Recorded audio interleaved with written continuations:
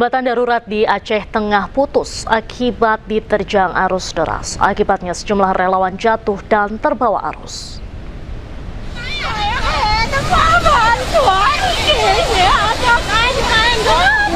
Tali jembatan darurat yang menjadi satu-satunya akses penghubung Desa Reje Payung dan Desa Jamat Aceh Tengah putus. Peristiwa ini terjadi saat relawan dan warga tengah mendistribusikan logistik ke wilayah terdampak. Arus sungai yang deras bahkan membuat beberapa di antaranya terseret. Beruntung warga dan anggota TNI di lokasi langsung melakukan pertolongan. Sebelumnya jembatan permanen yang ada di lokasi ini rusak pasca banjir bandang. Warga terpaksa mengandalkan jembatan tali darurat untuk beraktivitas termasuk mendistribusikan bantuan logistik.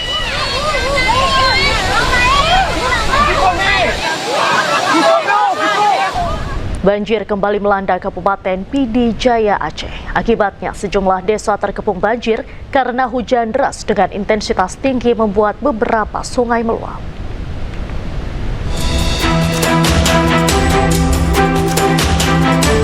Sejumlah desa di Kecamatan Bandar 2, Kabupaten Pidi Jaya Aceh kembali dikepung banjir akibat sejumlah sungai meluap dan merendam permukiman warga.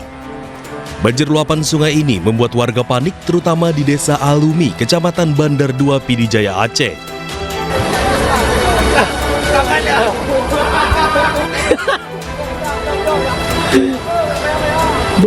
Butenang.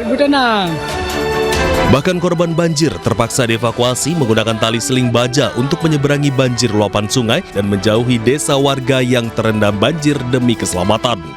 Masyarakat diimbau tetap waspada mengingat intensitas hujan masih tinggi dan potensi banjir susulan masih bisa terjadi di wilayah Pidi Jaya.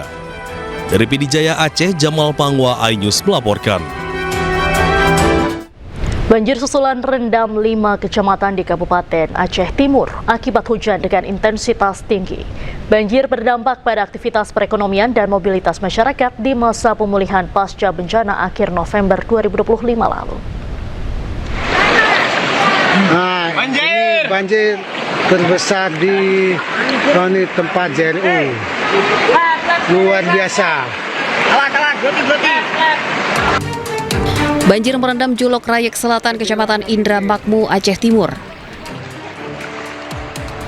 Warga yang terjebak nekat menerobos arus banjir yang cukup tinggi untuk menyelamatkan barang berharga dari rumah mereka yang terendam.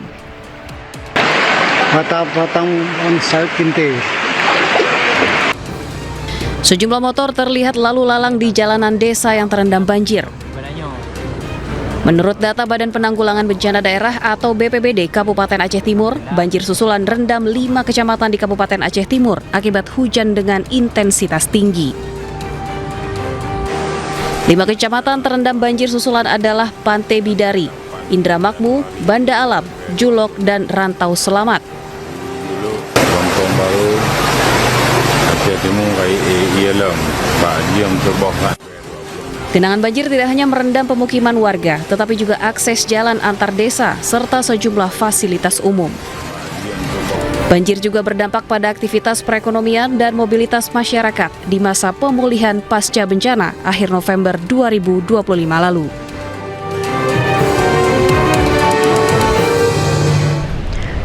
Warga Kecamatan Pining, Kabupaten Gayo Luas Aceh memberikan hasil panen buah durian kepada para awak helikopter yang membawa bantuan.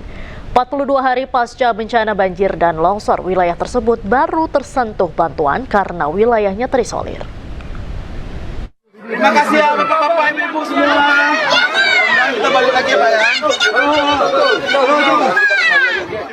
Sejumlah warga desa Pinturime, Kecamatan Pining, Kabupaten Gayo Luas Aceh memberikan buah durian kepada para awak helikopter Badan Nasional Penanggulangan Bencana BNPB.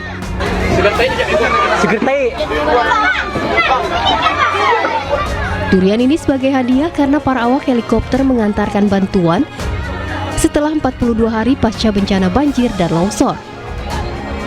Warga mengaku sebelumnya tidak tersentuh bantuan lantaran wilayahnya terisolir. Menurut warga, akses keluar masuk desa terputus, termasuk 4 jembatan yang terputus total. Pemirsa, BNPB meminta pembangunan hunian sementara bagi korban bencana di Keput. Hal ini disampaikan BNPB usai meninjau pembangunan huntara di 2 titik di Kabupaten Tanah Datar.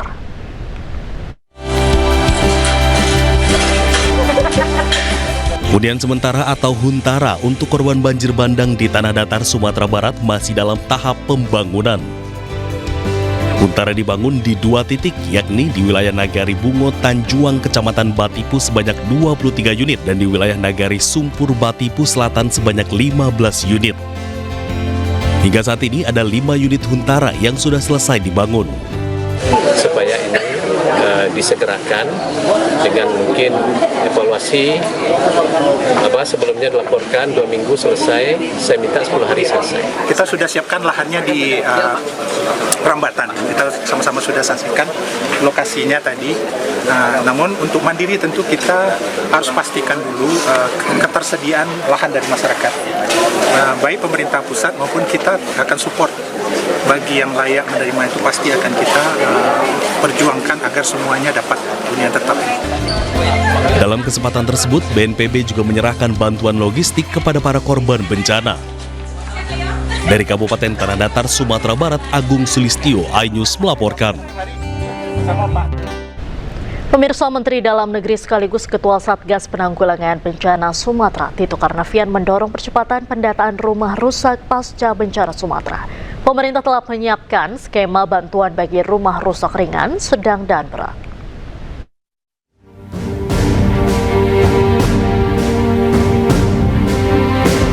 Menteri Dalam Negeri sekaligus Ketua Satgas Penanggulangan Bencana Sumatera, Tito Karnavian, mendorong pemerintah daerah di wilayah Sumatera dan berbagai pihak terkait untuk mempercepat pendataan rumah rusak pasca bencana.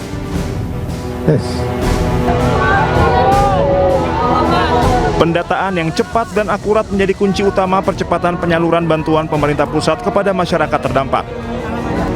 Tito mengatakan Presiden memberikan perhatian besar terhadap percepatan pemulihan pasca bencana.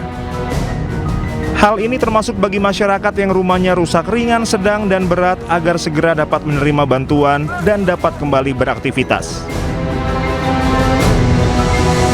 Saya meminta kepada BNPB yang sudah tervalidasi ini untuk segera dibayarkan 15 juta untuk yang rusak ringan, 30 juta untuk yang rusak sedang.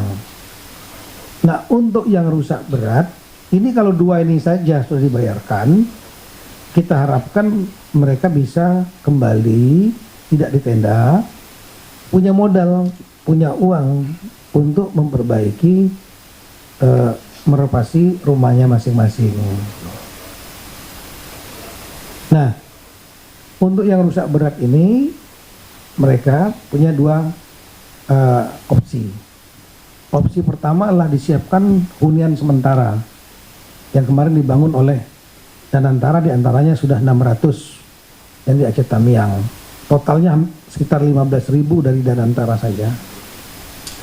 Belum yang dari APBN dan juga ada yang gotong royong.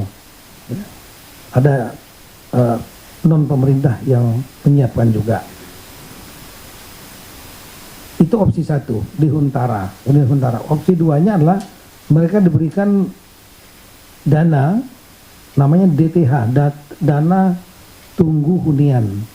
Mereka dengan dana itu mereka bisa sewa 650.000 per bulan, diberikan sebanyak 3 bulan. Dan kemudian bisa juga uang itu dipakai, mungkin mereka pakai diserahkan, tapi mereka tinggal di rumah keluarganya kalau mereka nyaman di situ. Tito menekankan penyaluran bantuan tidak dapat dilakukan tanpa data yang jelas dan dapat dipertanggungjawabkan. Ia meminta seluruh Pemda segera menetapkan data kerusakan rumah berdasarkan kategori rusak ringan, sedang, dan berat melalui keputusan kepala daerah. Tito mengingatkan Pemda agar memastikan seluruh data disampaikan sehingga tidak menimbulkan persoalan di kemudian hari. Hal ini terutama untuk menghindari adanya masyarakat terdampak yang tidak menerima bantuan karena tidak diusulkan oleh daerah.